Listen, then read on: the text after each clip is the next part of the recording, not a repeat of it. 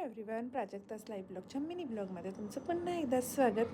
So yes, सकाळी सकाळी आम्ही निघालो आहे अबुधाबी एअरपोर्टसाठी आणि आम्ही चाललो आहे बॅक टू इंडिया.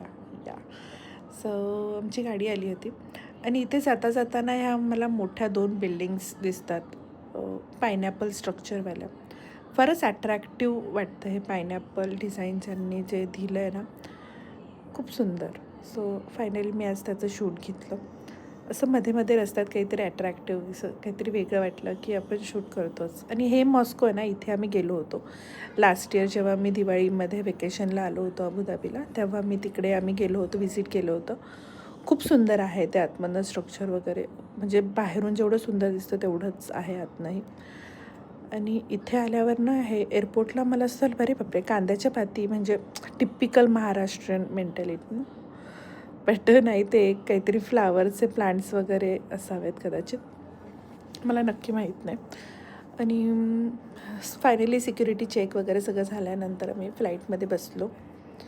आणि आज पिल्लू बसली होती विंडो सीटला. दीदीला आळस आला होता. तिला मी म्हटलं की का गं, तुला नाही बसायचं का? तर ती म्हणाली नाही, मला झोप येते. असं म्हटलं ठीक आहे. आणि जरा वेळानंतर मी असंच म्हटलं शूट घेऊयात आपल्या तिघींचं.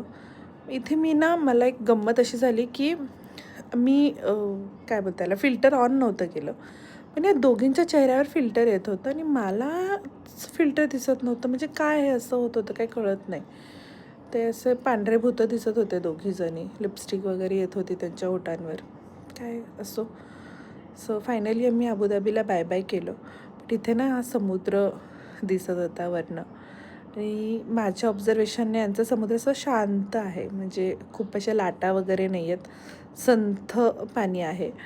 त्यामुळे कदाचित हे आयलँड वगैरे बनवायला यांना फार हेल्प होते ह्या सगळ्या गोष्टींची. सो टचवूड चांगली गोष्ट आहे.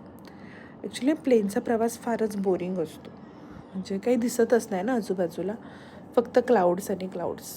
बट आज ना क्लाउड फार सुंदर दिसत होते, म्हणजे नेहमीच दिसतात, बट आज खूप असे क्लिअर, स्वच्छ, मस्त वाटत होतं बघायला.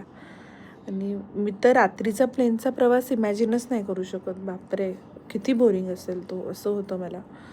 सो येस, फायनली 3-3.5 तासानंतर आम्हाला मुंबई दर्शन झालेलं आहे. आम्ही इंडियाला लँड झालेलो आहोत मुंबई एअरपोर्टला. आणि अपना ते सपना होता, बस मस्त वाटत होतं इकडे आल्यानंतर.